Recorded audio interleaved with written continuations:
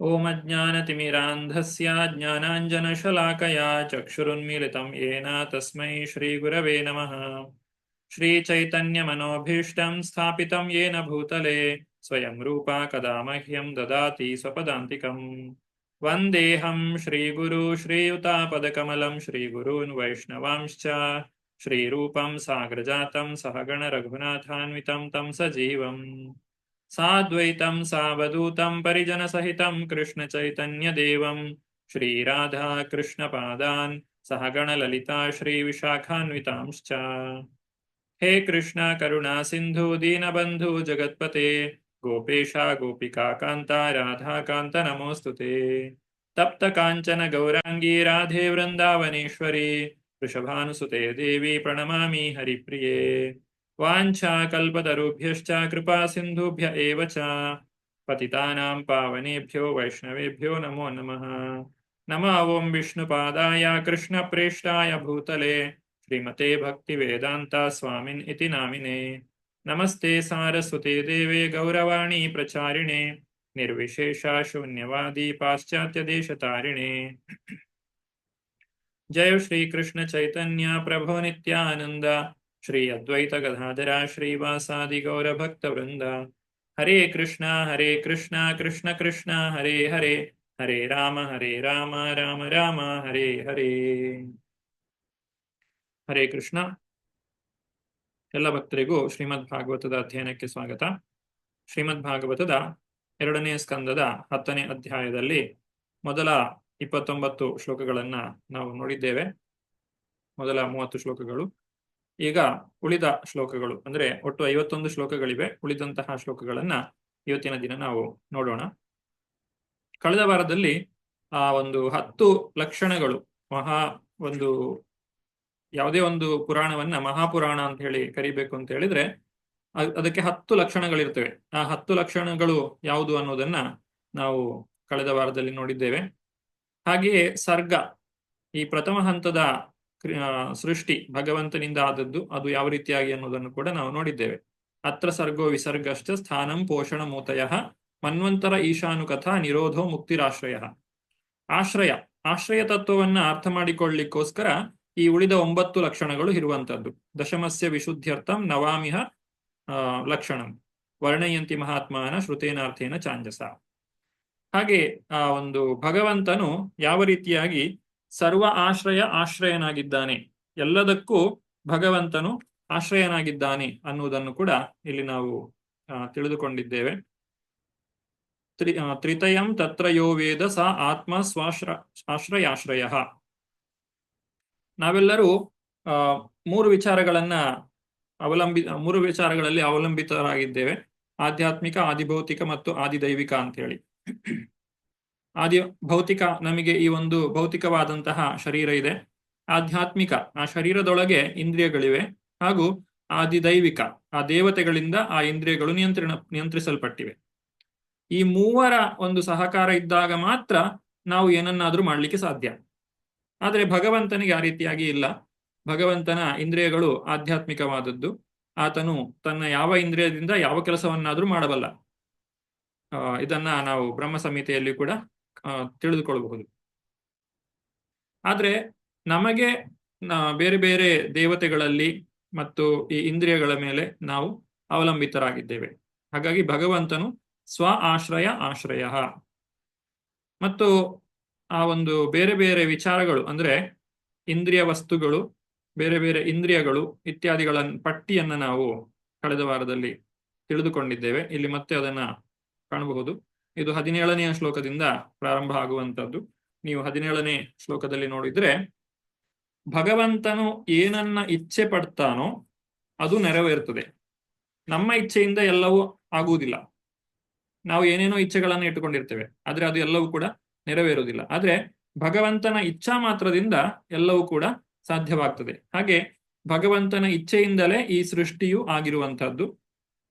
ಹಾಗೆ ಅದನ್ನ ಪ್ರತ್ಯೇಕವಾಗಿ ನೋಡುವುದಾದ್ರೆ, ಭಗವಂತನು ಯಾವ ರೀತಿಯಾಗಿ ತನ್ನ ಇಚ್ಛೆಗಳಿಂದ ಈ ಒಂದು ಸರ್ಗ ಅಂದ್ರೆ ಪೂರ್ವ ಸೃಷ್ಟಿಯನ್ನ ಮಾಡಿದ್ದಾನೆ ಅನ್ನೋದನ್ನ ಇಲ್ಲಿ 17ನೇ ಶ್ಲೋಕದಿಂದ ನಾವು ಕಾಣಬಹುದು.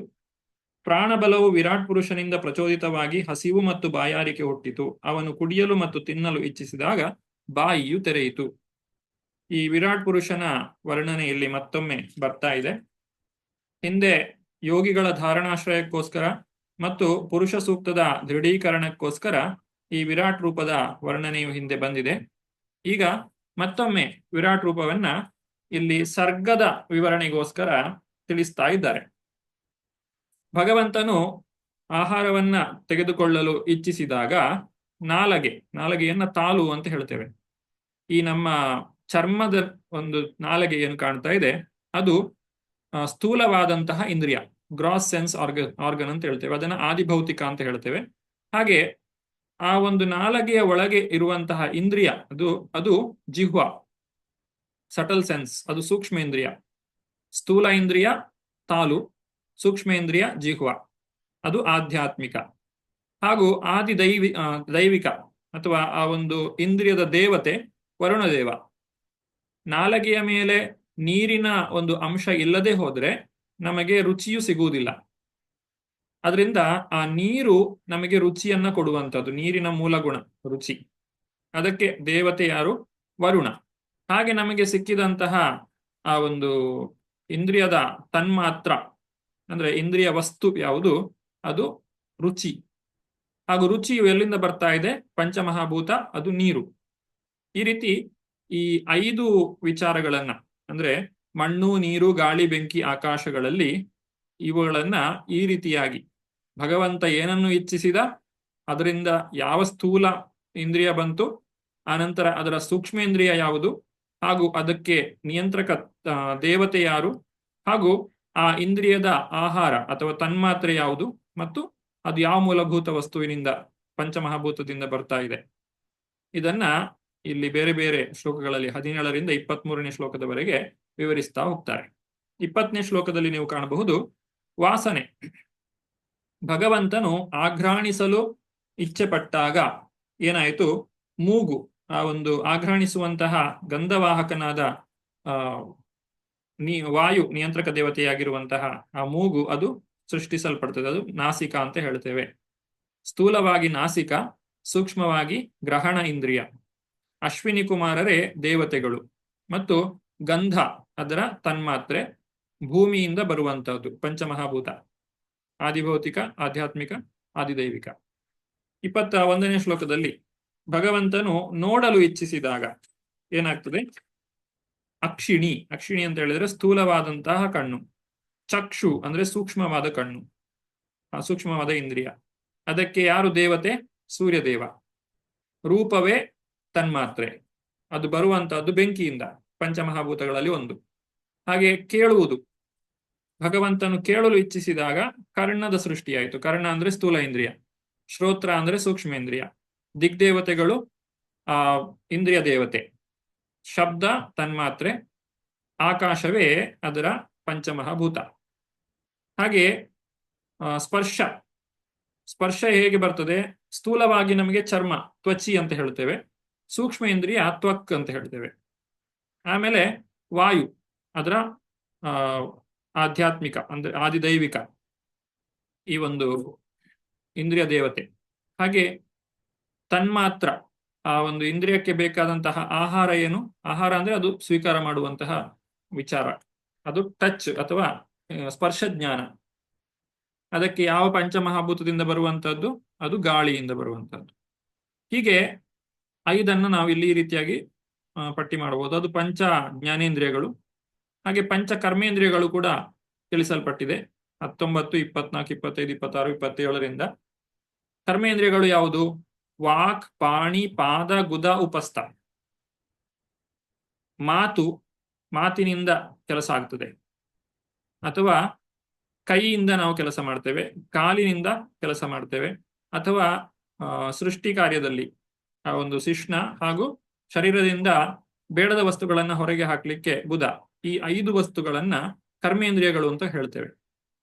ಈ ಕರ್ಮೇಂದ್ರಿಯಗಳಿಗೂ ಕೂಡ ಸೂಕ್ಷ್ಮ ಇಂದ್ರಿಯ, ಸ್ಥೂಲ ಇಂದ್ರಿಯ ಅಂತ ಎರಡೂ ಇದೆ. ಆಮೇಲೆ ಅದಕ್ಕೂ ಕೂಡ ದೇವತೆಗಳಿದ್ದಾರೆ. ಆಮೇಲೆ ಅದಕ್ಕೆ ಈ ಒಂದು ಇಲ್ಲಿ ನೀವು ಕಾಣಬಹುದು, ಇದು ದೇವತೆಗಳ ಹೆಸರು. ಇಲ್ಲಿ ಕೊನೆಯದಾಗಿ ಅದರಿಂದ ನಡೆಯುವಂತಹ ಕೆಲಸ ಯಾವುದು ಅಂತ ಹೇಳಿ ಅದನ್ನ ಇಲ್ಲಿ ನಮಗೆ ತಿಳಿಸಿಕೊಟ್ಟಿದ್ದಾರೆ. 19ನೇ ಶ್ಲೋಕದಲ್ಲಿ ನಾವು ನೋಡಬಹುದು, ಭಗವಂತ ಮಾತನಾಡಲು ಇಚ್ಛಿಸಿದಾಗ ನಾಲಗೆ, ತಾಲು, ಇದಕ್ಕೆ ಎರಡು ಕೆಲಸ, ಒಂದು ರುಚಿ ನೋಡುವುದು, ಇನ್ನೊಂದು ಮಾತನಾಡುವುದು. ಹಿಂದೆಯೂ ಕೂಡ ಇತ್ತು. ಇದರ ಸ್ಥೂಲ ಇಂದ್ರಿಯ ತಾಲು, ಸೂಕ್ಷ್ಮ ಇಂದ್ರಿಯ ವಾಕ್, ಮಾತು. ಅದಕ್ಕೆ ದೇವತೆ ಅಗ್ನಿ ಅಥವಾ ವಾಹ್ನಿ. ಅದರಿಂದ ಬರುವಂತಹ ಕಾರ್ಯ ಸ್ಪೀಚ್ ಅಥವಾ ಮಾತನಾಡುವುದು. ಅಗ್ನಿಯ ಸಹಾಯ ಇಲ್ಲದಿದ್ರೆ ನಮಗೆ ಮಾತನಾಡಲಿಕ್ಕೆ ಸಾಧ್ಯ ಇಲ್ಲ. ಹಾಗೆ ಕೈಯಿಂದ ನಾವು ಅನೇಕ ಕೆಲಸಗಳನ್ನು ಮಾಡ್ತೇವೆ, ಕರಕುಶಲ ಕೆಲಸಗಳು. ಏನೇ ಕೆಲಸವನ್ನ, ಮನುಷ್ಯನಿಗೆ ಭಗವಂತ ಕೊಟ್ಟಂತಹ ಅತ್ಯಂತ ದೊಡ್ಡ ಒಂದು ವರ ಅಂದ್ರೆ ಈ ಎರಡು ಕೈಗಳು. ಯಾವುದೇ ಪ್ರಾಣಿಗಳು ಪಕ್ಷಿಗಳು ಮಾಡ್ಲಿಕ್ಕೆ ಸಾಧ್ಯ ಆಗದೇ ಇರೋ ಕೆಲಸವನ್ನ ಮನುಷ್ಯ ಕೈಯಿಂದ ಮಾಡ್ಲಿಕ್ಕೆ ಸಾಧ್ಯವಾಗ್ತದೆ. ಆ ಒಂದು ಕೈ, ಅದರಲ್ಲಿರುವಂತಹ ಬಲ, ಹಸ್ತ ಅಂತ ಹೇಳಿದ್ರೆ ಸ್ಥೂಲ, ಬಲಂ ಅಂತ ಹೇಳಿದ್ರೆ ಸೂಕ್ಷ್ಮ. ಅದೇ ಆದಿಭೌತಿಕ ಮತ್ತು ಆಧ್ಯಾತ್ಮಿಕ. ಅದಕ್ಕೆ ದೇವತೆ ಯಾರು? ಇಂದ್ರನೇ ದೇವತೆ. ಅದರಿಂದ ಆಗುವ ಕೆಲಸ ಮಾಡುವಂತಹ ನಾನಾ ರೀತಿಯಾದಂತಹ ಕೆಲಸಗಳು. ಹಾಗೂ ಚಲಿಸಲು ನಾವು ಕಾಲುಗಳನ್ನು ಉಪಯೋಗಿಸ್ತೇವೆ. ಪಾದ ಅನ್ನುವಂಥದ್ದು ಸ್ಥೂಲ ಇಂದ್ರಿಯ, ಅದು ಆದಿಭೌತಿಕ. ಕರ್ಮಭೀರ್ ಅನ್ನುವಂಥದ್ದು ಸೂಕ್ಷ್ಮ ಇಂದ್ರಿಯ, ಆಧ್ಯಾತ್ಮಿಕ. ಉಪೇಂದ್ರನೇ ಅದಕ್ಕೆ ದೇವತೆ. ನಾವು ಚಲಿಸಲಿಕ್ಕೆ ಇದನ್ನ ಬಳಸ್ತೇವೆ. ಹಾಗೆ ಈ ಒಂದು ಸಂತಾನೋತ್ಪತ್ತಿಯಲ್ಲಿ ಸಹಾಯಕವಾಗುವಂತಹ ಇಂದ್ರಿಯ ಶಿಷ್ಣ ಅಂತ ಹೇಳ್ತೇವೆ, ಸ್ಥೂಲವಾದದ್ದು. ಸೂಕ್ಷ್ಮವಾದದ್ದು ಉಪಸ್ಥ, ಆದಿಭೌತಿಕ, ಆಧ್ಯಾತ್ಮಿಕ. ಅದಕ್ಕೆ ದೇವತೆ ಯಾರು? ಪ್ರಜಾಪತಿ. ಈ ರೀತಿ ಸಂತಾನೋತ್ಪತ್ತಿ ಆಗ್ತದೆ. ಹಾಗೆ ಶರೀರದಿಂದ ಹೊಲಸನ್ನ ಹೊರಗೆ ಹಾಕ್ಲಿಕ್ಕಿರುವಂತಹ ಇಂದ್ರಿಯ ಕರ್ಮೇಂದ್ರಿಯ ಅಂತ ಹೇಳಿದ್ರೆ ಗುದ, ಅದು ಸ್ಥೂಲ ಇಂದ್ರಿಯ. ಪಯುಹು ಅಂತ ಹೇಳಿದ್ರೆ ಸೂಕ್ಷ್ಮೇಂದ್ರಿಯ. ಅದಕ್ಕೆ ದೇವತೆ ಯಾರು? ಮೃತ್ಯು ದೇವತೆ ಅಥವಾ ಮಿತ್ರ ಅಂತ ಹೇಳ್ತೇವೆ. ಇದು ಶರೀರದಿಂದ ಕಶ್ಮಲವನ್ನ ದೂರ ಹೊರಗೆ ಆಗ್ತದೆ.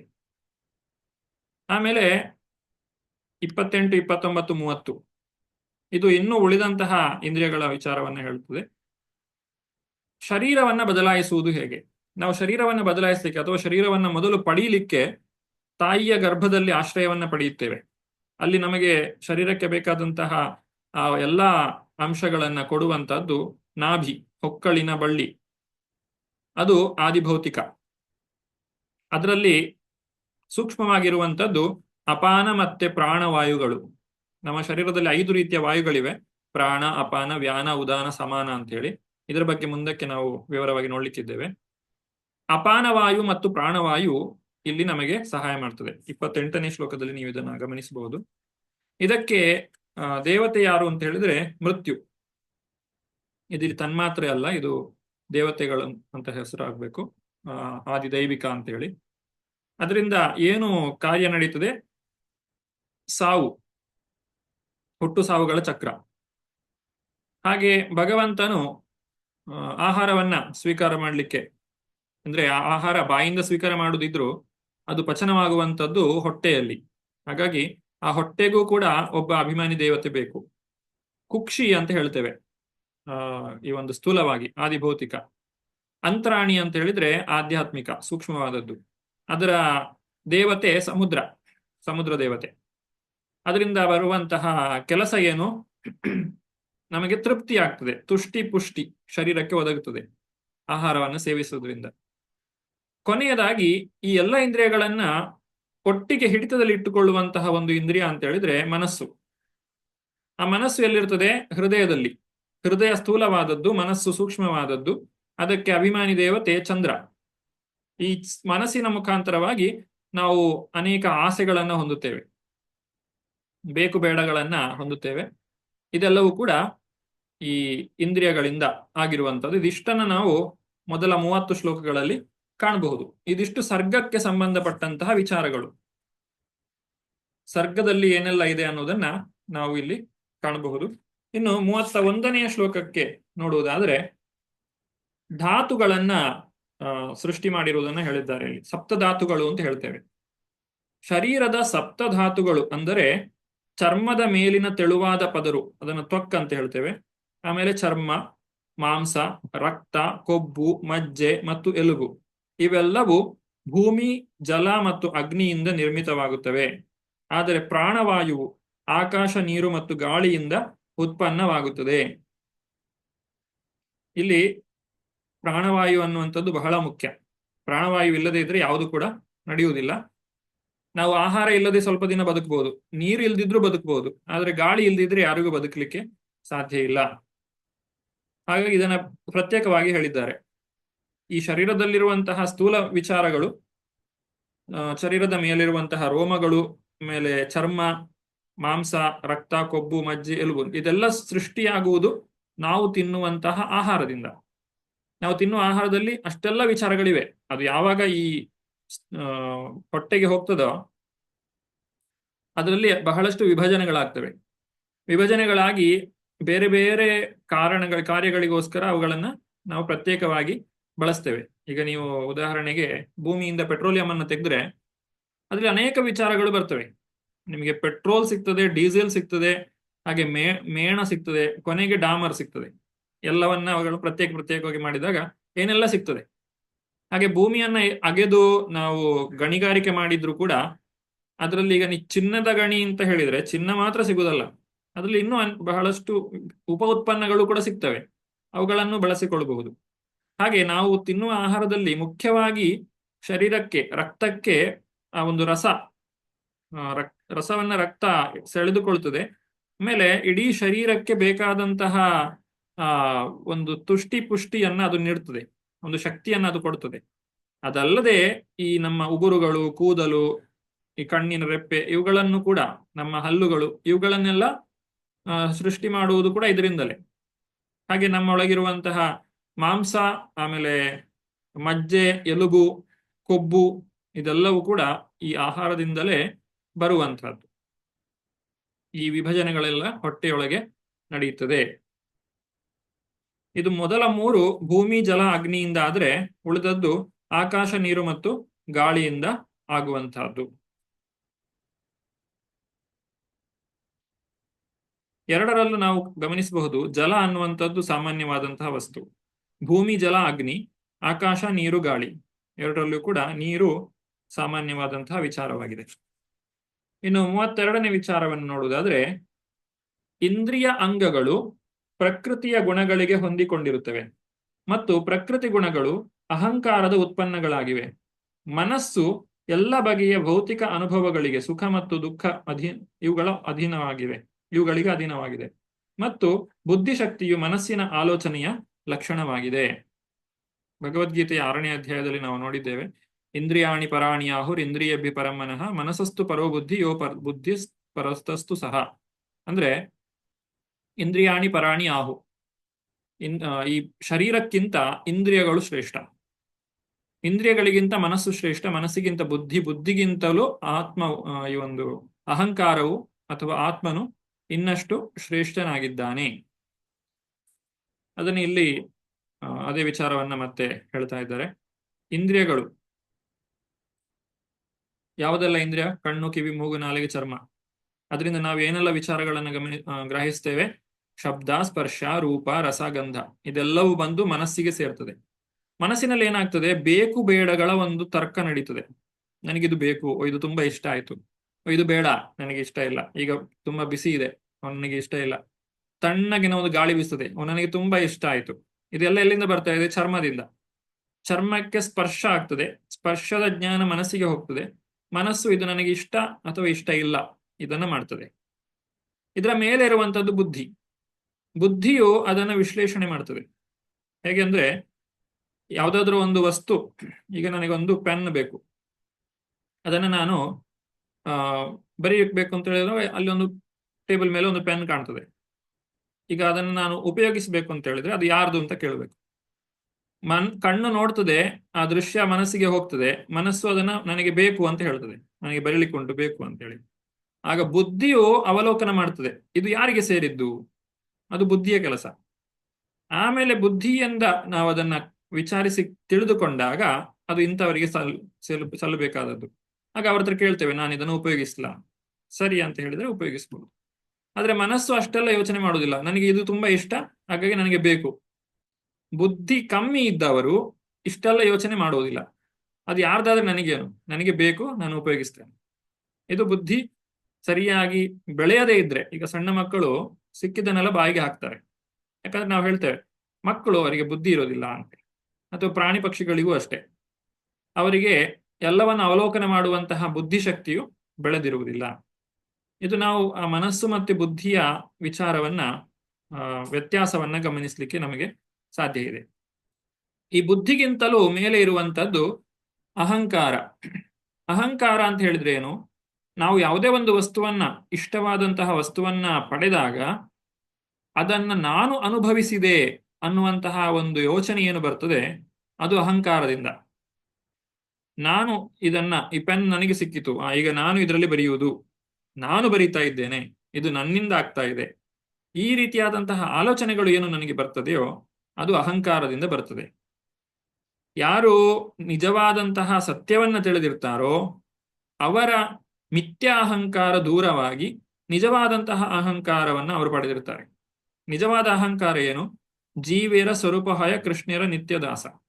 ಈಗ ಭಾಗವತವನ್ನು ಓದಿದ ಮೇಲೆ ನಮಗೆ ಗೊತ್ತಿದೆ, ನಮ್ಮ ಶರೀರದಿಂದ ತ್ಯಾಜ್ಯವನ್ನ ಹೊರಗೆ ಹಾಕಬೇಕಾದ್ರೂ ಅಲ್ಲಿ ಒಬ್ಬ ದೇವತೆ ಇದ್ದಾರೆ ಅಂತೇಳಿ.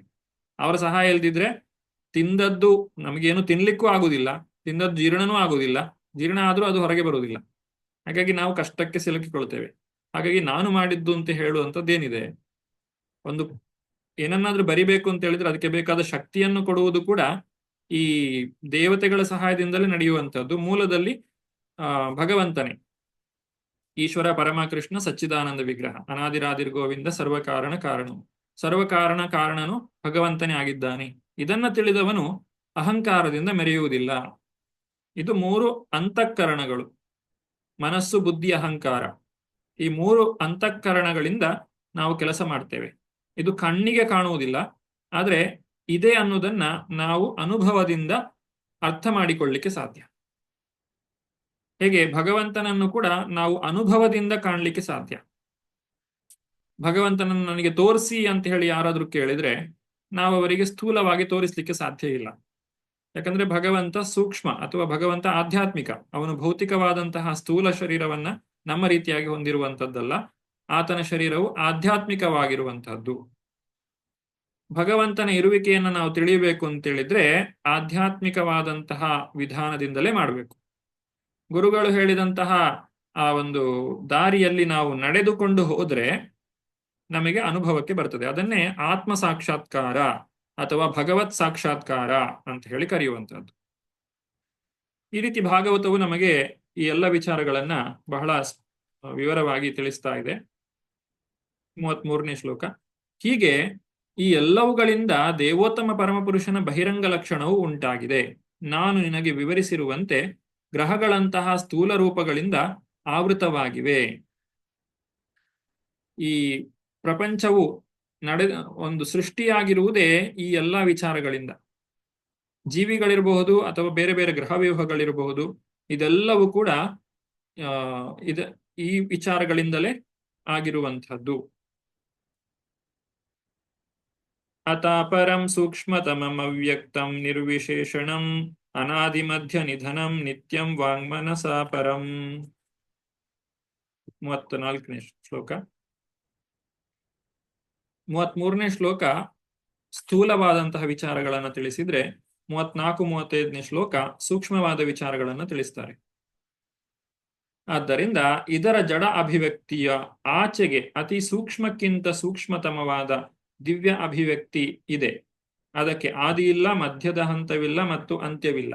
ಆದ್ದರಿಂದ ಅದು ವಾಕ್ಸರಣಿಗೆ ಅಥವಾ ಮನೋಕಲ್ಪನೆಗೆ ಮೀರಿದಹುದಾಗಿದೆ ಮತ್ತು ಭೌತಿಕ ಕಲ್ಪನೆಯಿಂದ ಭಿನ್ನವಾಗಿದೆ.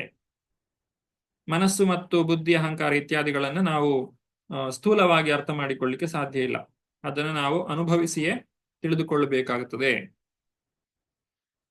ಭೌತಿಕ ದೃಷ್ಟಿಕೋನದಿಂದ ನಿನಗೆ ಈಗಷ್ಟೇ ವರ್ಣಿಸಲಾದ ಭಗವಂತನ ಮೇಲಿನ ಯಾವುದೇ ರೂಪಗಳು ಭಗವಂತನನ್ನು ಚೆನ್ನಾಗಿ ಅರಿತ ಶುದ್ಧ ಭಕ್ತರಿಂದ ಅಂಗೀಕೃತವಾಗಿಲ್ಲ. ಈಗ ಹಿಂದೆ ಏನೆಲ್ಲ ನಾವು ತಿಳಿದುಕೊಂಡಿದ್ದೇವೆ, ಸರ್ಗದ ವಿಚಾರಗಳು, ಈ ವಿಚಾರಗಳು ಇವುಗಳನ್ನ ಭಗವಂತನ ಭಕ್ತರು ಅಂದ್ರೆ ಭಗವಂತನನ್ನ ಕಂಡವರು ಅವುಗಳನ್ನ ಅಂಗೀಕೃತಗೊಳಿಸಲಿಲ್ಲ. ಇದಿಷ್ಟು ಆ ಒಂದು ಸೂಕ್ಷ್ಮವಾದಂತಹ ವಿಚಾರಗಳನ್ನ ತಿಳಿಸಿರುವಂಥದ್ದು. ಭಗವಂತನು ನಿರ್ವಿಕಾರನಲ್ಲ, ಅವನು ಸಾಕಾರ ಮೂರ್ತಿ. ಆದ್ರೆ ಅವನ ಒಂದು ರೂಪ ಭೌತಿಕವಾದದ್ದಲ್ಲ, ಅದು ಆಧ್ಯಾತ್ಮಿಕವಾದದ್ದು. ಇಷ್ಟನ್ನ ನಾವು ಅರ್ಥ ಮಾಡಿಕೊಳ್ಬೇಕು. ಅದನ್ನೇ ಇಲ್ಲಿ ಭಾವಾರ್ಥದಲ್ಲಿ ತಿಳಿಸುವಂತಹದ್ದು. ಭಗವಂತನನ್ನು ಎರಡು ರೀತಿಯಲ್ಲಿ ಚಿಂತಿಸಬಹುದು. ಒಂದು ವಿಶ್ವರೂಪದಲ್ಲಿ ಅಥವಾ ಸರ್ವವ್ಯಾಪ್ತ ಬ್ರಹ್ಮಾಂಡವನ್ನು ಪೂಜಿಸುವಂತದ್ದು. ಇನ್ನೊಂದು ಕಡೆಯಲ್ಲಿ ಅವರು ಭಗವಂತನ ಅವ್ಯಕ್ತ ಅವರ್ಣನೀಯ ಸೂಕ್ಷ್ಮ ರೂಪವನ್ನು ಚಿಂತಿಸುತ್ತಾರೆ. ಈ ರೀತಿ ಜಡ ಮತ್ತು ಸೂಕ್ಷ್ಮದಂತೆ ಎರಡು ಕಲ್ಪನೆಗಳಿವೆ.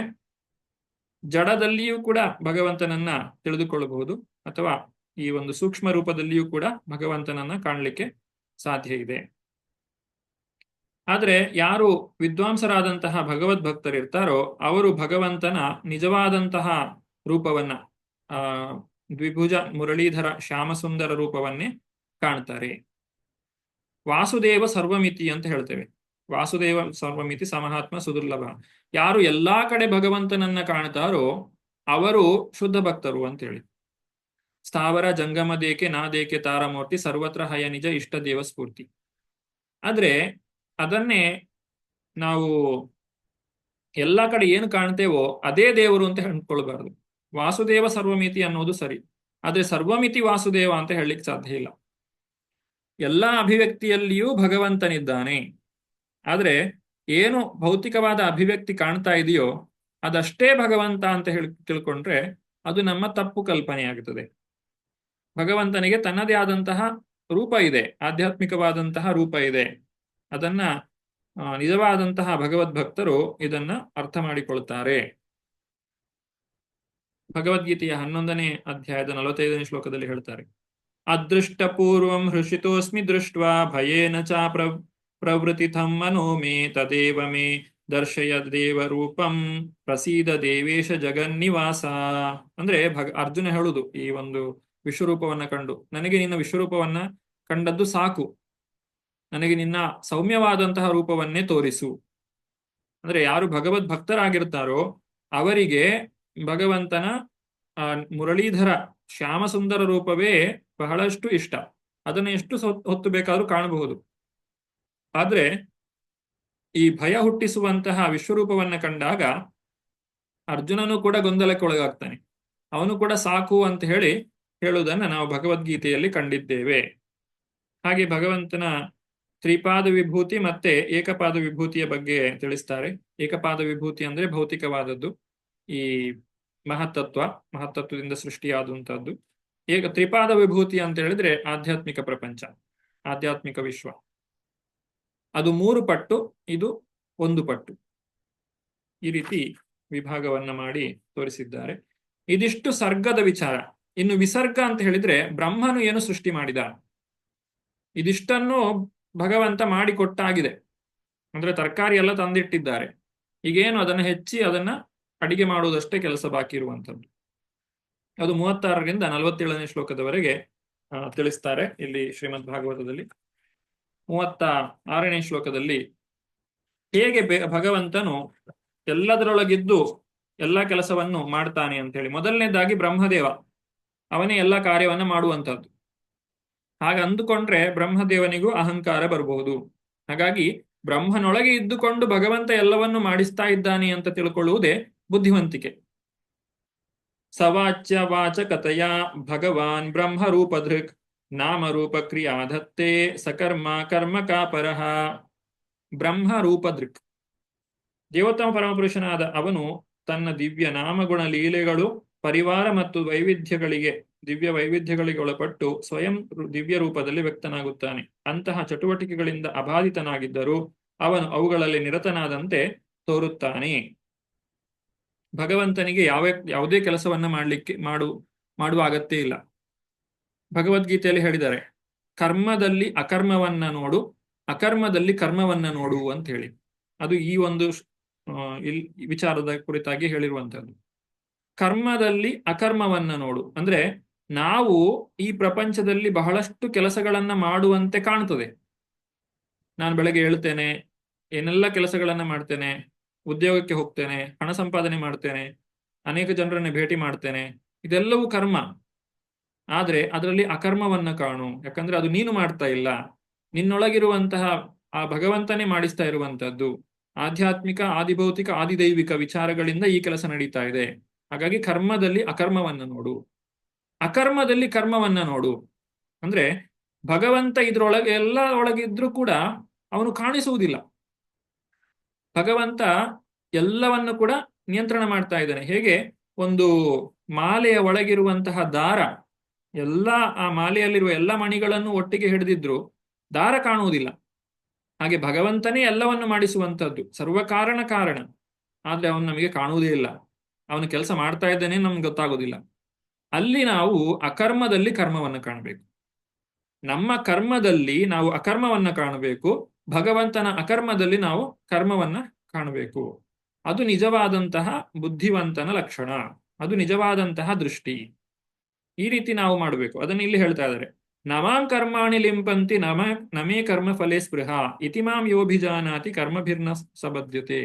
ಭಗವಂತನಿಗೆ ಯಾವುದೇ ಕರ್ಮ ಬರುವುದಿಲ್ಲ, ಲಿಂಪಂತಿ ಅಂಟುವುದಿಲ್ಲ, ಅವನು ಯಾವುದೇ ಕರ್ಮವನ್ನು ಮಾಡಬೇಕಾಗಿಲ್ಲ. ನಾವು ಮಾಡಿರುವಂತಹ ಅಕರ್ಮ ಏನಿದೆ, ಅಂದ್ರೆ ನಾವು ಮಾಡಿರುವಂತಹ ಕರ್ಮ ಏನಿದೆ ಅದರಲ್ಲಿ ಅಕರ್ಮವನ್ನ ನಾವು ಕಾಣಲಿಲ್ಲ, ಅದು ನಮ್ಮದೇ ಕರ್ಮ ಅಂತ ಹೇಳಿ ನಾವು ಅಂದುಕೊಂಡೆವು. ಆದ ಕಾರಣಕ್ಕಾಗಿ ನಮಗೆ ಈ ಬಂಧನ ಬಂದಿದೆ. ಈ ಬಂಧನ ಏನು, ನಮಾಂ ಕರ್ಮಾಣಿ ಲಿಂಪಂತಿ, ಇದು ಕೃಷ್ಣನಿಗೆ ಹೇಳಿದ್ದು. ನಮಗೆ ಕರ್ಮಾಣಿ ಲಿಂಪಂತಿ, ನಮ್ಮ ಕರ್ಮಗಳು ನಮಗೆ ಬಂಧಿಸ್ತವೆ, ಕೃಷ್ಣನಿಗೆ ಕರ್ಮಗಳು ಬಂಧಿಸುವುದಿಲ್ಲ.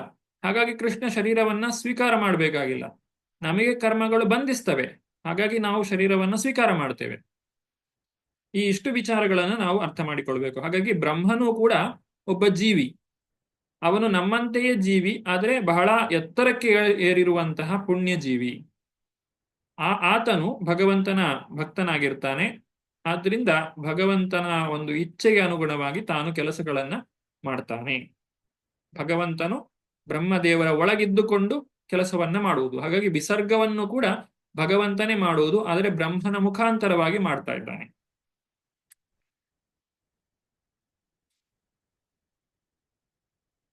ಮುಖ್ಯವಾಗಿ ಪಂಚಮಹಾಭೂತಗಳ ಸೃಷ್ಟಿಯನ್ನೆಲ್ಲ ನಾವು ಹಿಂದೆ ಕಂಡಿದ್ದೇವೆ, ಹೇಗೆ ಅದೆಲ್ಲ ಆಯ್ತು ಅಂತ ಹೇಳಿ. ಇನ್ನು ಇದರಲ್ಲೆಲ್ಲ ಚಟುವಟಿಕೆಗಳು, ಚಲನೆ ಆಗಬೇಕು ಅಂತ ಹೇಳಿದ್ರೆ ಅದಕ್ಕೆ 3 ಗುಣಗಳ ಒಂದು ಪ್ರಭಾವ ಬೀರಬೇಕು. ಆ 3 ಗುಣಗಳಿಂದ ಎಲ್ಲಾ ಕೆಲಸಗಳು ಪ್ರಾರಂಭ ಆಗುವಂತಹದ್ದು. ಅದನ್ನ 37ರಿಂದ 40ನೇ ಶ್ಲೋಕದವರೆಗೆ ತಿಳಿಸಿಕೊಟ್ಟಿದ್ದಾರೆ. ರಾಜನೇ, ಎಲ್ಲಾ ಜೀವಿಗಳು ಅವರ ಪೂರ್ವ ಕರ್ಮಾನುಸಾರ ಭಗವಂತನಿಂದ ಸೃಷ್ಟಿಯಾಗಿದ್ದಾರೆ ಎಂಬುದನ್ನು ನನ್ನಿಂದ ತಿಳಿದುಕೋ.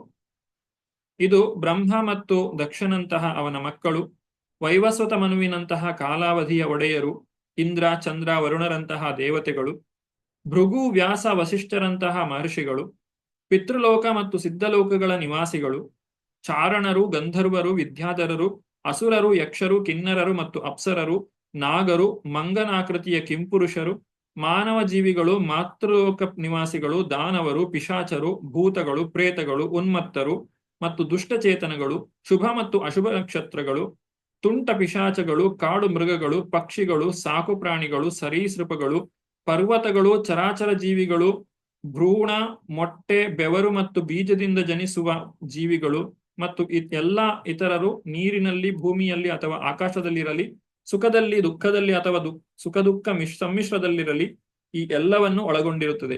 ಅವರೆಲ್ಲರೂ ತಮ್ಮ ಪೂರ್ವ ಕರ್ಮಾನುಸಾರ ಪರಮ ಪುರುಷನಿಂದ ಸೃಷ್ಟಿಯಾಗಿದ್ದಾರೆ. ಇದೆಲ್ಲ ವಿಸರ್ಗದ ಕೆಲಸ.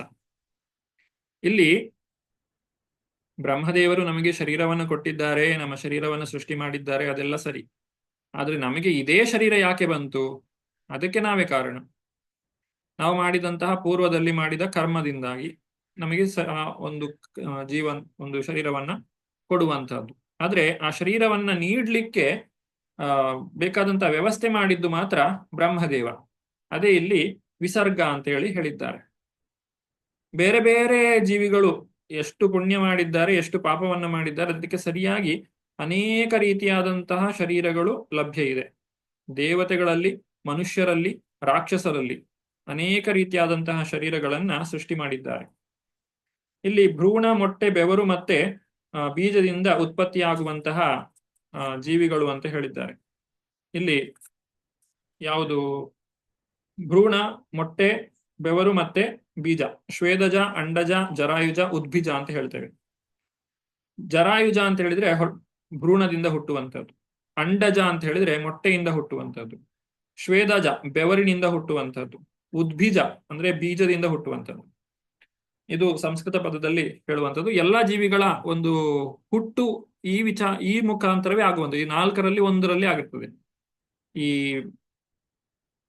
ಭ್ರೂಣ ಅಂತ ಹೇಳಿದ್ರೆ ಪ್ರಾಣಿಗಳಲ್ಲಿ ಭ್ರೂಣದ ಮುಖಾಂತರವಾಗಿ ಜೀವಿಗಳ ಹುಟ್ಟಾಗುವಂತಹದ್ದು. ಅದನ್ನ ಜರಾಯುಜ ಅಂತ ಕರಿತೇವೆ. ಇನ್ನು ಅಂಡಜ ಮೊಟ್ಟೆಯಿಂದ ಬರುವಂಥದ್ದು. ಪಕ್ಷಿಗಳು ಮತ್ತೆ ಹಾವುಗಳು ಮೊಟ್ಟೆ ಇಟ್ಟು ಮರಿ ಮಾಡುವಂತಹದ್ದು.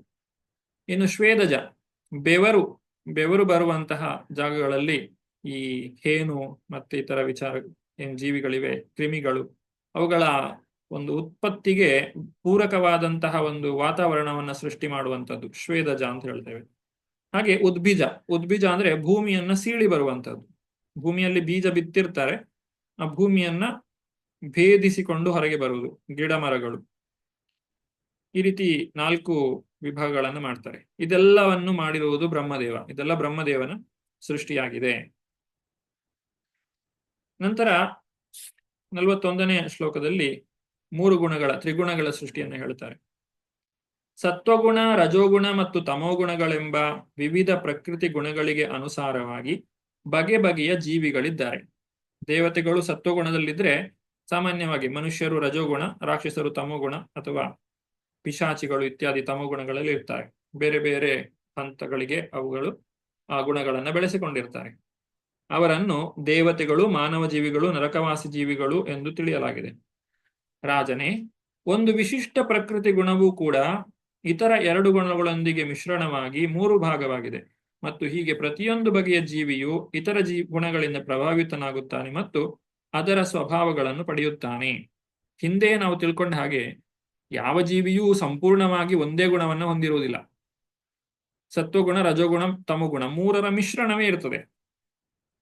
ಈಗ ಒಂದು ಬಣ್ಣವನ್ನ ಹೇಳುವ ಹಾಗೆ 3 ಬಣ್ಣ RGB, ರೆಡ್, ಗ್ರೀನ್, ಬ್ಲೂ, ಅವುಗಳನ್ನು ಉಪಯೋಗಿಸಿಕೊಂಡು ಲಕ್ಷಾಂತರ ಬಣ್ಣಗಳನ್ನು ಸೃಷ್ಟಿ ಮಾಡಬಹುದು. ಹಾಗೆ ಲಕ್ಷಾಂತರ ಜೀವರಾಶಿಗಳು ಈ 3 ಗುಣಗಳ ಮಿಶ್ರಣದಂತೆಯೇ ನಡೀತಾ ಇರ್ತದೆ. ಮತ್ತೆ ನಮ್ಮ ಒಳಗಿರುವಂತಹ ಗುಣಗಳ ನಡುವೆ ಒಂದು ಪೈಪೋಟಿ ಇರ್ತದೆ. ಸತ್ವಗುಣ ರಜೋ ಮತ್ತು ತಮೋಗುಣಗಳನ್ನ ಮೀರಿ ಮೇಲೆ ಬರ್ಲಿಕ್ಕೆ ನೋಡ್ತದೆ. ಹಾಗೆ ರಜೋಗುಣ ಸತ್ವ ಮತ್ತೆ ತಮೋಗುಣವನ್ನು ಮೀರ್ಲಿಕ್ಕೆ ನೋಡ್ತದೆ.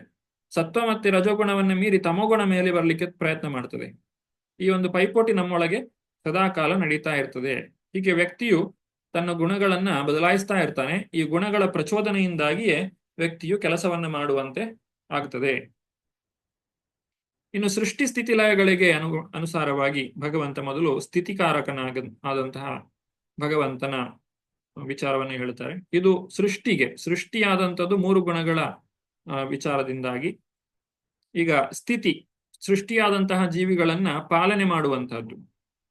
ಬ್ರಹ್ಮಾಂಡದಲ್ಲಿರುವ ಸಕಲರ ಸಂರಕ್ಷಕನಾಗಿ ದೇವೋತ್ತಮ ಪರಮಪುರುಷನಾದ ಅವನು ಸೃಷ್ಟಿ ಸ್ಥಾಪನೆಯ ನಂತರ ವಿವಿಧ ಅವತಾರಗಳಲ್ಲಿ ಪ್ರಕಟವಾಗುತ್ತಾನೆ. ಹೀಗೆ ಮಾನವರಲ್ಲಿ, ಮನುಷ್ಯೇತರರಲ್ಲಿ ಮತ್ತು ದೇವತೆಗಳಲ್ಲಿ ಎಲ್ಲಾ ಬಗೆಯ ಬದ್ಧಾತ್ಮರನ್ನು ಉದ್ಧರಿಸುತ್ತಾನೆ. ಜೀವಿಗಳ ಹುಟ್ಟು ಆದ ನಂತರ ಅವರಿಗೆ ಜೀವನ ನಡೆಸಲಿಕ್ಕೆ ಏನೆಲ್ಲ ವ್ಯವಸ್ಥೆ ಬೇಕೋ ಅದೆಲ್ಲವನ್ನು ಕೂಡ ಭಗವಂತ ತಾನು ಮಾಡ್ತಾನೆ.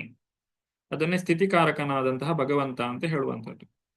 ಆ ಸೃಷ್ಟಿ ಸ್ಥಾಪನೆಯ ನಂತರ ಭಗವಂತನೂ ಕೂಡ ಈ ಜೀವಿಗಳ ನಡುವೆ ಅವತಾರ ಎತ್ತಿ ಬರ್ತಾನೆ. ನಮ್ಮ ರೀತಿ ಕರ್ಮದಿಂದ ಬರುವುದಲ್ಲ, ಅವತಾರದಿಂದಾಗಿ ಬರುವಂತಹದ್ದು. ಈ ಅವತಾರದಿಂದ ಬರುವುದಕ್ಕೆ ಕಾರಣ ಏನು? ಪರಿತ್ರಾಣಾಯ ಸಾಧೂನಾಂ ವಿನಾಶಾಯ ಚ ದುಷ್ಕೃತಾಂ ಧರ್ಮ ಸಂಸ್ಥಾಪನಾರ್ಥಾಯ ಸಂಭವಾಮಿ ಯುಗೆ ಯುಗೆ.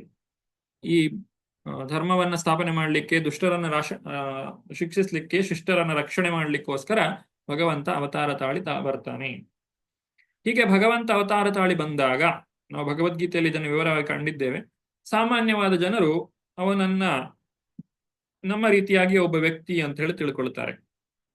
ಅವಜಾನಂತಿ ಮಾಂ ಮೂಢ ಮಾನುಷೀಂ ತನುಮಾಶ್ರಿತಂ ಪರಂಭಾವಮಜಾನಂತು ಮಮ್ಮಭೂತ ಮಹೇಶ್ವರಂ. ಭಗವಂತ ತನ್ನ ಅಂತರಂಗ ಶಕ್ತಿಯಿಂದ ಬಂದಿದ್ರು ಅವನು ನಮ್ಮ ರೀತಿಯಾಗಿಯೇ ಒಬ್ಬ ವ್ಯಕ್ತಿ ಅಂತ ಹೇಳಿ ನಾವು ತಿಳ್ಕೊಳ್ತೇವೆ. ಅದು ನಮ್ಮ ಅಜ್ಞಾನ. ಇದು ಸ್ಥಿತಿಕಾರಕ.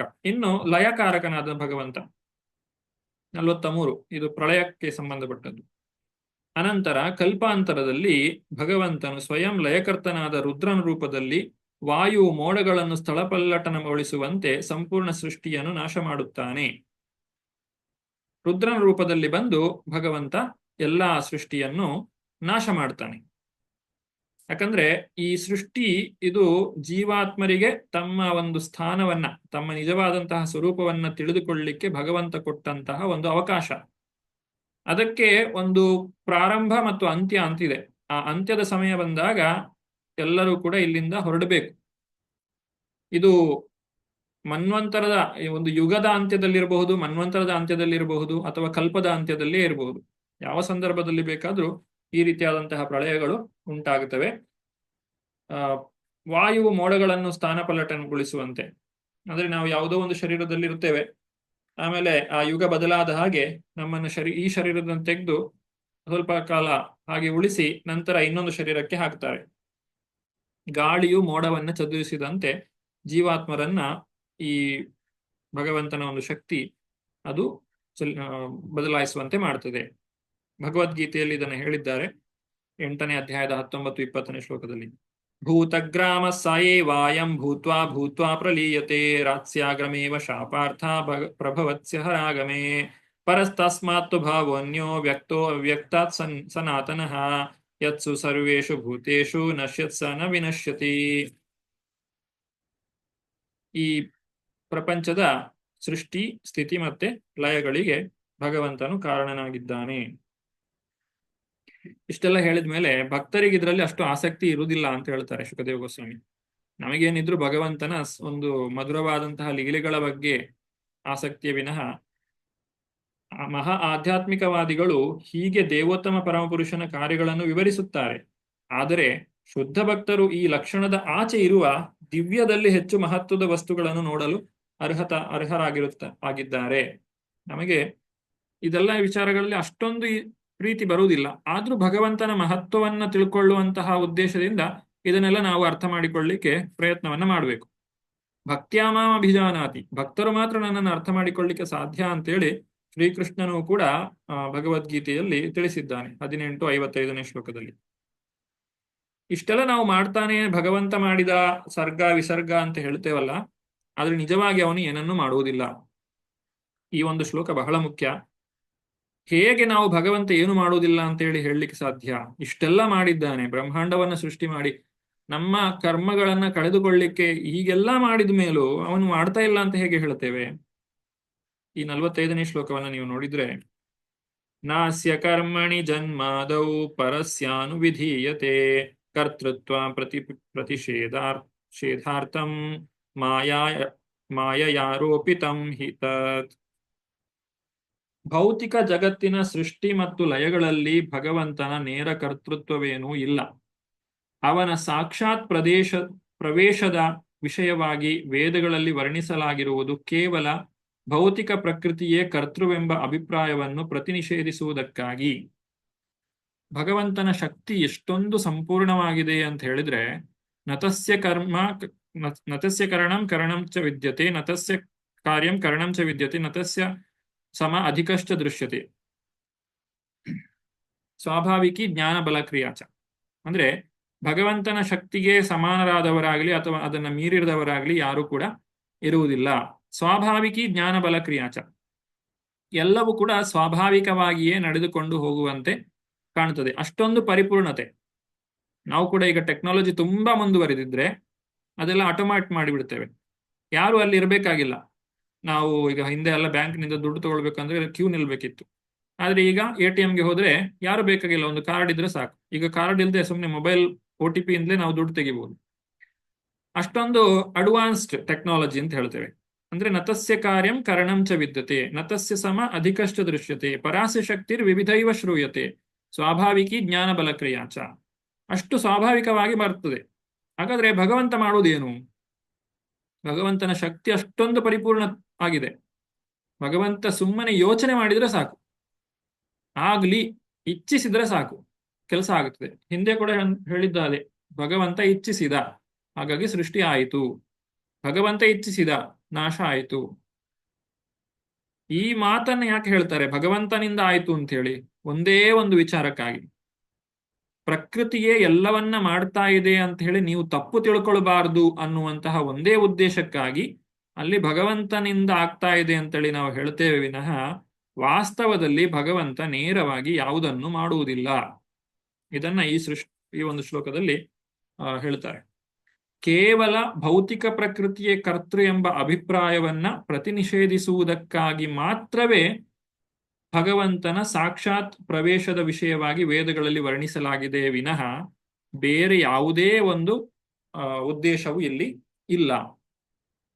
ನಾನೇ ಮಾಡಿದೆ ಅಂದ್ರೆ ಭಗವಂತನ ಒಂದು ಹಸ್ತಕ್ಷೇಪ ಇಲ್ಲಿ ಏನಿದೆ ಅಂತ ಕೇಳಿದ್ರೆ ಏನೂ ಕಾಣುವುದಿಲ್ಲ ನಮಗೆ.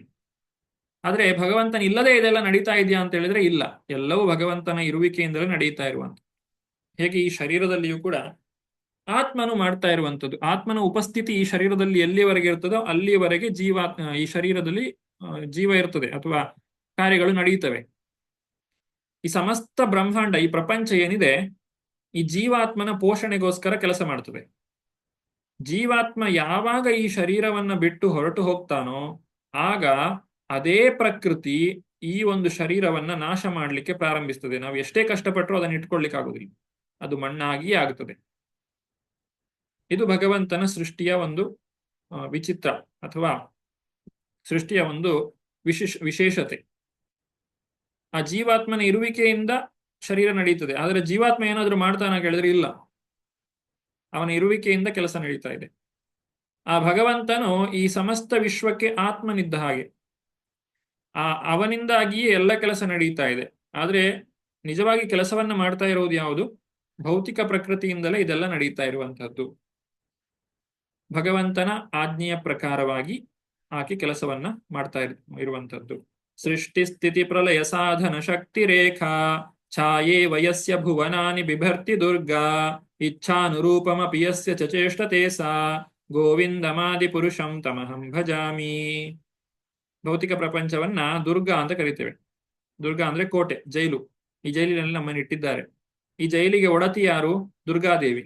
ದುರ್ಗಾದೇವಿಯ ಪತಿಯಾದಂತಹ ಪರಮೇಶ್ವರ. ಅವರಿಬ್ಬರೇ ನಮಗೆ ಈ ಪ್ರಪಂಚದಲ್ಲಿ ಈ ಭೌತಿಕ ಶರೀರಕ್ಕೆ ತಂದೆ ತಾಯಿಗಳು. ಅವರ ಮೇಲ್ವಿಚಾರಣೆಯಲ್ಲಿಯೇ ಎಲ್ಲವೂ ಕೂಡ ನಡೀತಾ ಇರುವಂತಹದ್ದು. ಅದನ್ನು ನಾವು ಅರ್ಥ ಮಾಡಿಕೊಳ್ಬೇಕು.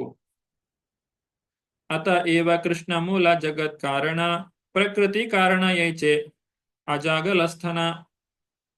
ಇಲ್ಲಿ ಚೈತನ್ಯ ಚರಿತಾಮೃತದಲ್ಲಿ ಹೇಳ್ತಾರೆ, ಪ್ರಕೃತಿ ಕಾರಣ ಯೈಚೆ ಅಜಾಗಲಸ್ಥನ. ಅಜಾಗಲಸ್ಥನ ನ್ಯಾಯ ಅಂತ ಹೇಳ್ತಾರೆ. ಅಂದ್ರೆ ಈ ಆಡಿನ ಕುತ್ತಿಗೆಯಲ್ಲಿ ಸ್ತನ, ಈಗ ಹಸುವಿನ ಕೆಚ್ಚಲಿನಿಂದ ನಾವು ಹಾಲು ಕರೆಯಬಹುದು. ಆಡಿನ ಕುತ್ತಿಗೆಯಲ್ಲಿರುವಂತಹ ಕೆಚ್ಚಲಿನ ರೀತಿಯಲ್ಲಿ ಕಾಣುವಂತಹ ಒಂದು ಭಾಗದಿಂದ ನಾವು ಹಾಲನ್ನು ಕರೀಲಿಕ್ಕೆ ಸಾಧ್ಯ ಇಲ್ಲ, ಅದರಲ್ಲಿ ಹಾಲು ಬರುವುದಿಲ್ಲ. ಹಾಗೆ ಯಾವುದು ಇರುವಂತೆ ಕಾಣ್ತದೆ ಆದ್ರೆ ನಿಜವಾಗಿ ಇರುವುದಿಲ್ಲ, ಅದನ್ನ ಅಜಾಗಲ ಸ್ಥಾನ ನ್ಯಾಯ ಅಂತ ಕರಿತೇವೆ. ಹಾಗೆ ಈ ಪ್ರಕೃತಿಯಲ್ಲಿ ಭಗವಂತನು ತನ್ನ ಹಸ್ತಕ್ಷೇಪವನ್ನ ಎಷ್ಟರ ಮಟ್ಟಿಗೆ ಇಟ್ಟಿದ್ದಾನೆ ಅಂತ ಹೇಳಿದ್ರೆ ಅವನ ಇರುವಿಕೆಯಿಂದ ಕೆಲಸ ನಡೀತಾ ಇದೆ, ಆದ್ರೆ ಅವನು ಯಾವುದನ್ನು ಮಾಡ್ತಾ ಇಲ್ಲ ಅನ್ನುವಂತಹ ವಿಚಾರವಾಗಿ ಹೇಳುವಂತದ್ದು. ಮಯಾಧ್ಯಕ್ಷೇಣ ಪ್ರಕೃತಿ ಸೂಯತೆ ಸಚರಾಚರಂ ಹೇತುನಾನೇನ ಕೌಂತೇಯ ಜಗದ್ ವಿಪರಿವರ್ತತೆ. ಭಗವದ್ಗೀತೆಯಲ್ಲಿ 9ನೇ ಅಧ್ಯಾಯ 10ನೇ ಶ್ಲೋಕಗಳಲ್ಲಿ ಹೇಳುವಂಥದ್ದು. ಭಗವಂತನ ಅಧ್ಯಕ್ಷತೆಯಲ್ಲಿಯೇ ಈ ಎಲ್ಲಾ ಕಾರ್ಯಗಳು ನಡೆಯುತ್ತಾ ಇದೆ. ಈ ರೀತಿ ಮತ್ತೆ ಕಪಿಲ ಮಹರ್ಷಿಗಳು ಕೂಡ ಹೇಳುವಂತಹ ಒಂದು ಶ್ಲೋಕೆಯಲ್ಲಿ ಹೇಳ್ತಾರೆ, ಶ್ರೀಪಾದರು 3:28-40.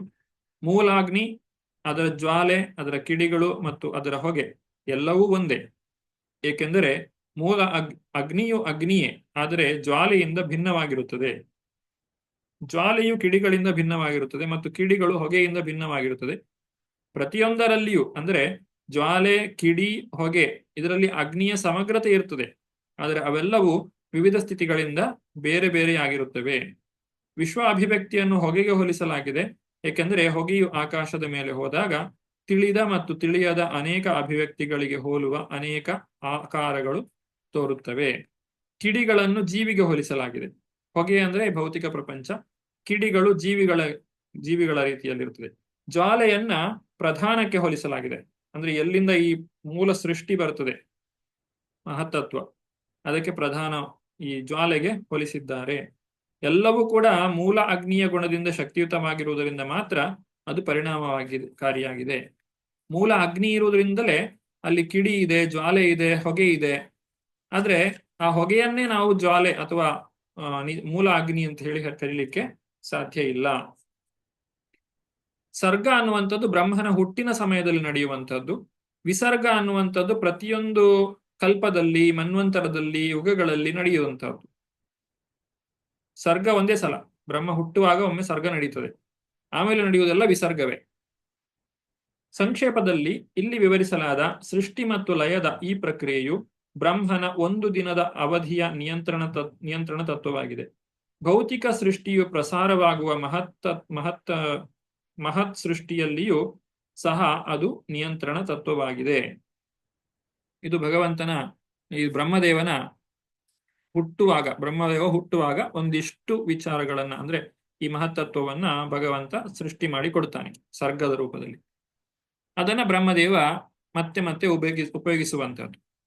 ಪ್ರಳಯವಾದಾಗ ನಾಶವಾಗ್ತದೆ, ಮತ್ತೆ ಸೃಷ್ಟಿಯಾಗ್ತದೆ, ಮರು ಸೃಷ್ಟಿಗಳು ನಡೀತಾ ಇರ್ತವೆ. ಬ್ರಹ್ಮದೇವನಿಗೂ ಕೂಡ 1 ತಿಂಗಳಿಗೆ 30 ದಿನ. ನಮ್ಮಲ್ಲಿ ದಿನಗಳನ್ನ ಇಂಗ್ಲಿಷ್ ಪದ್ಧತಿಯಲ್ಲಿ 1, 2, 3, 4 ಅಂತ ಹೇಳಿ ಹೇಳ್ತೇವೆ. ಇವತ್ತು 23ನೇ ತಾರೀಕು ಅಂತ ಹೇಳ್ತೇವೆ. ಹಾಗೆ ಬ್ರಹ್ಮನ ದಿನಗಳಿಗೆ ಹೆಸರು ಇದೆ. ಏನದು? ಪ್ರಥಮಃ ಶ್ವೇತಕಲ್ಪಶ್ಚ, ದ್ವಿತೀಯೋ ನೀಲಲೋಹಿತಃ, ವಾಮದೇವ ತೃತೀಯಸ್ತು ತಥೋ ಗಾಂಧಾರರೋಪರಃ. ಪ್ರಭಾಸಖಂಡ, ಸ್ಕಂದ ಪುರಾಣದ ಪ್ರಭಾಸಖಂಡದಲ್ಲಿ ಕೊಟ್ಟಿರುವಂತಹ ಶ್ಲೋಕವನ್ನ ಇಲ್ಲಿ ಶ್ರೀಲ ಪ್ರಭುಪಾದರು ಭಾವಾರ್ಥದಲ್ಲಿ ಉಲ್ಲೇಖಿಸಿದ್ದಾರೆ. ಮೊದಲನೆಯದ್ದು ಶ್ವೇತಕಲ್ಪ ಅಥವಾ ಶ್ವೇತವರಾಹ ಕಲ್ಪ ಅಂತ ಕರಿತೇವೆ. ಎರಡನೆಯದ್ದು ನೀಲಲೋಹಿತ ಕಲ್ಪ, ಇದು ಮುಂದಕ್ಕೆ ಬರುವಂತಹದ್ದು. ಆಮೇಲೆ ವಾಮದೇವ, ಗಥಾಂತರ, ರೌರವ, ಪ್ರಾಣ, ಬೃಹತ್ಕಲ್ಪ, ಕಂದರ್ಪ, ಸದ್ಯೋತ, ಹೀಗೆ ಒಟ್ಟು 30 ಕಲ್ಪಗಳ ಹೆಸರುಗಳನ್ನ ಇಲ್ಲಿ ತಿಳಿಸಿಕೊಟ್ಟಿದ್ದಾರೆ. ಹಾಗೆ ಭಗವದ್ಗೀತೆಯ 8ನೇ ಅಧ್ಯಾಯದ 17ನೇ ಶ್ಲೋಕದಲ್ಲಿ ಹೇಳ್ತಾರೆ, ಸಹಸ್ರಯುಗ ಪರ್ಯಂತಂ ಅಹರ್ಯದ್ ಬ್ರಹ್ಮಣೋ ವಿದುಃ, ರಾತ್ರಿಯುಗಂ ಸಹಸ್ರಾಂತಾಂ ತೇಹೋ ರಾತ್ರವಿದೋ ಜನ. ಈ ಯುಗಗಳು ಕಳೆದ ಹಾಗೆ ಪ್ರಳಯಗಳು, ಸೃಷ್ಟಿಗಳು ನಡೀತಾ ಇರ್ತದೆ, ವಿಸರ್ಗವು ನಡೀತಾ ಇರ್ತದೆ. ಬೇರೆ ಬೇರೆ ಕಲ್ಪಗಳನ್ನು ಹೇಳ್ತಾರೆ ಇಲ್ಲಿ. ಮಹಾಕಲ್ಪ, ವಿಕಲ್ಪ, ಕಲ್ಪ, ಇವುಗಳ ವ್ಯವಸ್ಥಿತವಾದಂತಹ ಕಾಲಚಕ್ರ, ಇವುಗಳನ್ನೆಲ್ಲ ಶ್ರೀಲ ಪ್ರಭುಪಾದರು ಭಾವಾರ್ಥದಲ್ಲಿ ಬಹಳ ಚೆನ್ನಾಗಿ ವಿವರಿಸಿದ್ದಾರೆ.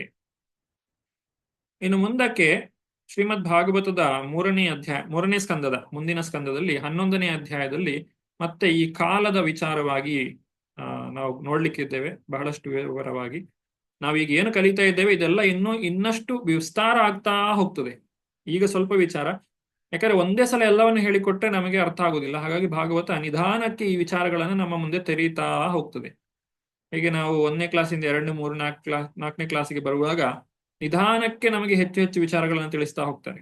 ಮೊದಲು ಸಂಕ್ಷಿಪ್ತವಾಗಿ ಹೇಳ್ತಾರೆ. ಹಾಗೆ ಈಗ ಮೊದಲು ತಿಳಿದಂತಹ ಸೃಷ್ಟಿ ಇದು ಇನ್ನೂ ಹೆಚ್ಚು ವಿಸ್ತಾರವಾಯಿತು. ಇನ್ನು ಮುಂದೆ ಹೋದ ಹಾಗೆ ಇನ್ನಷ್ಟು ವಿಸ್ತಾರವಾಗಿ ಇದನ್ನೆಲ್ಲ ಹೇಳ್ತಾರೆ. ಇನ್ನು ವಿರಾಟ್ ರೂಪದ ವರ್ಣನೆಯೂ ಕೂಡ ಬರ್ಲಿಕ್ಕಿದೆ. ಮತ್ತೆ ಮತ್ತೆ ಸೃಷ್ಟಿಯ ವಿಚಾರಗಳು ಮತ್ತೆ ಬರ್ತದೆ. 3ನೇ ಸ್ಕಂದದ 5ನೇ ಅಧ್ಯಾಯದಲ್ಲಿ ಮತ್ತೆ ಇನ್ನೊಮ್ಮೆ ಬರ್ತದೆ. ಇದನ್ನೆಲ್ಲ ನಾವು ತಿಳ್ಕೊಳ್ಳಿಕ್ಕೆ ಇದ್ದೇವೆ. ಈಗ ನಾವು ತಿಳ್ಕೊಳ್ಳುವಂಥದ್ದು ಏನು? ಎಷ್ಟು ವಿಚಾರಗಳನ್ನು ತಿಳ್ಕೊಳ್ತೇವೆ? ಎಲ್ಲವನ್ನು ಹೇಳಲಿಕ್ಕೆ ಸಾಧ್ಯ ಇಲ್ಲ. ಬ್ರಹ್ಮನ 30 ಕಲ್ಪದಲ್ಲಿ ಏನೆಲ್ಲ ನಡೆಯಿತು ಅಂತ ಹೇಳುವುದನ್ನ ತಿಳ್ಕೊಳ್ಳಿಕ್ಕೆ ನಮಗೆ ಒಂದು ಜನ್ಮ ಸಾಕಾಗೋದಿಲ್ಲ. ಶ್ರೀಮದ್ ಭಾಗವತವನ್ನೇ ನಮಗೆ ಪೂರ್ತಿಯಾಗಿ ಓದಿ ನಾವು ಕಲಿಬೇಕು ಅಂತ ಹೇಳಿದ್ರೆ, ನೀವು ಸರಿಯಾಗಿ ಕೂತು ಕಲ್ತ್ರೆ ಕನಿಷ್ಠ ಪಕ್ಷ ಒಂದು 20 ವರ್ಷ ಹಿಡಿತದೆ.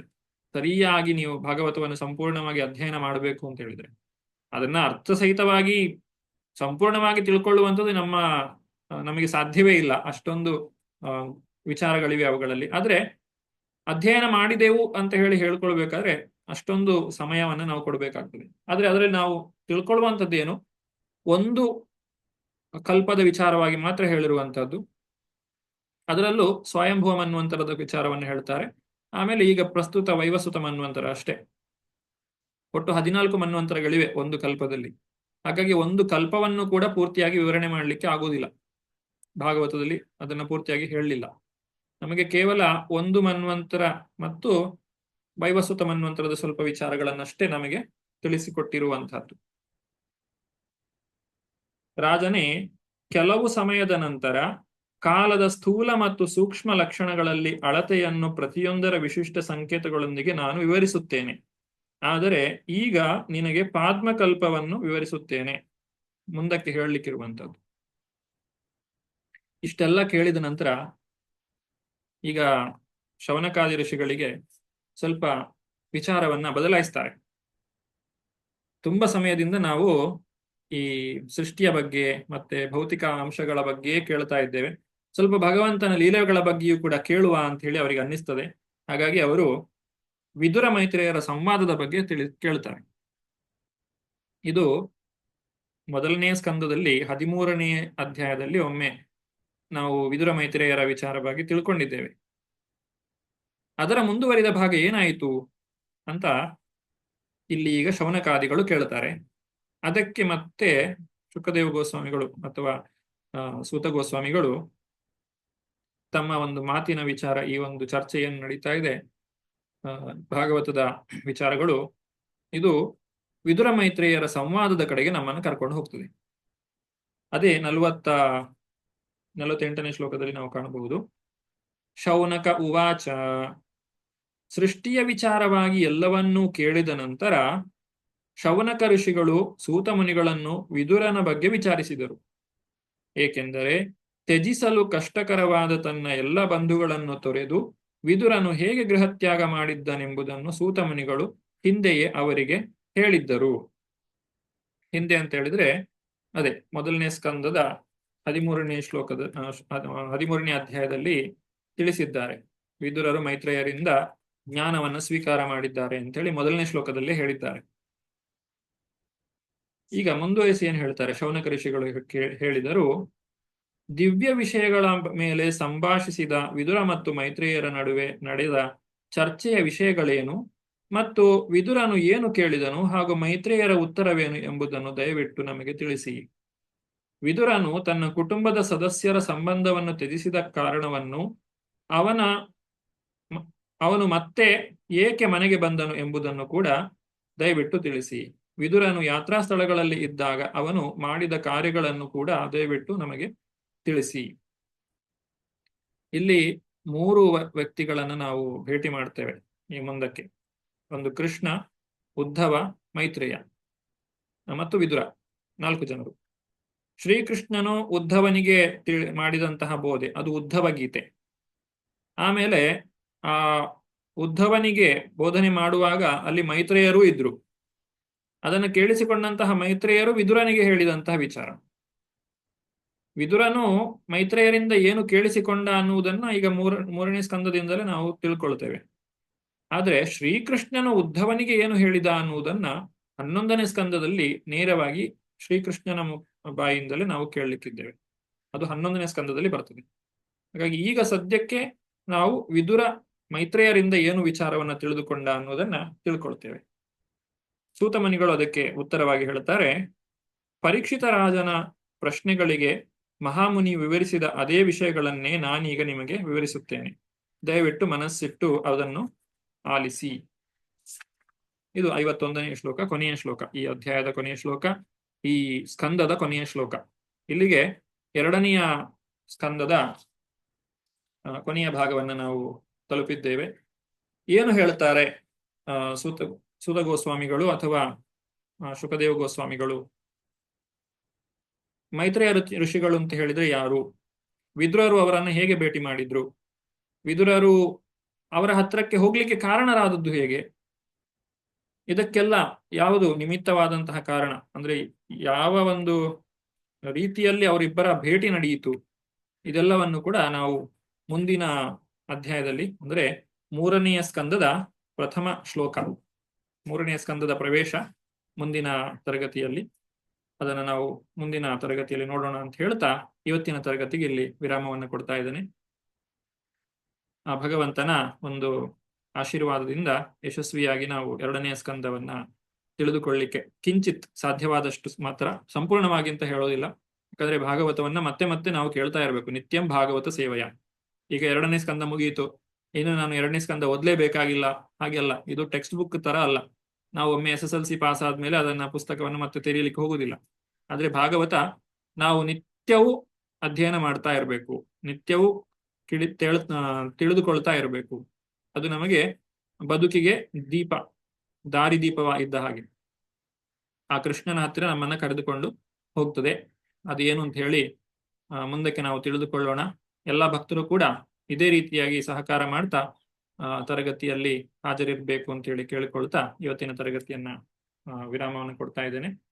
ಧನ್ಯವಾದಗಳು. ಹರೇ ಕೃಷ್ಣ.